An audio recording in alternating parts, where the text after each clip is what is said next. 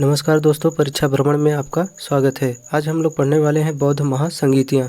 तो प्रथम बौद्ध महासंगीत 483 ईसा पूर्व में राजगृह के सप्तपर्णी गुफा में हुआ था। स्थान जो था राजगृह का सप्तपर्णी गुफा था।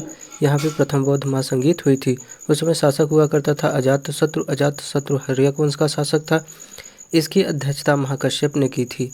प्रथम बौद्ध संगीत के दौरान जो महत्वपूर्ण कार्य हुए थे, बौद्ध धर्म में 2 पिटक जोड़े गए थे, सुत्त पिटक और विनय पिटक। सुत्त पिटक की रचना आनंद ने की थी, जिसमें बुद्ध के उपदेशों का संग्रह मिलता है, जबकि विनय पिटक की रचना उपाली ने की थी।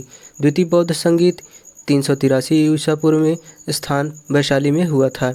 शासक था कालाशोक शिशुनाग वंश का शासक था। इसकी अध्यक्षता शावक मीन ने की थी, जिसका नाम कभी कभी शुभकामी भी मिलता है। महत्वपूर्ण कार्य जो हुए थे द्वितीय बौद्ध संगीत के दौरान, जो बौद्ध धर्म के अनुयायी थे स्थाविर और महासंगीत में बट गए थे। स्थाविर का मतलब जो गृहस्थ जीवन व्यतीत करते हुए बौद्ध धर्म का पालन करते थे, उन्हें स्थाविर कहा जाता था। और जो महाभिनिष्क्रमण करके अर्थात गृह त्याग करके बौद्ध धर्म का पालन करते थे, उन्हें महासंगीत कहा जाता था।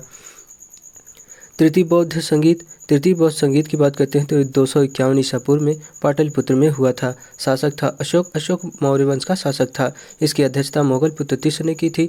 महत्वपूर्ण कार्य की बात करते हैं जो तृतीय बौद्ध संगीत के दौरान हुआ था। बौद्ध धर्म में एक तीसरा पिटक जोड़ा गया था, अभिधम्म पिटक। चतुर्थ बौद्ध संगीत कब हुआ था? 78 ईस्वी में या प्रथम शताब्दी कह ले। स्थान था कुंडलवन कश्मीर। शासक कनिष्क था। कनिष्क कुषाण वंश का शासक था। इसकी अध्यक्षता वसुमित्र ने की थी। वसुमित्र और उपाध्यक्ष थे अश्वघोष। और बौद्ध धर्म जो था चतुर्थ बौद्ध संगीत के दौरान बौद्ध धर्म हीनयान और महायान 2 समुदायों में बट गया था।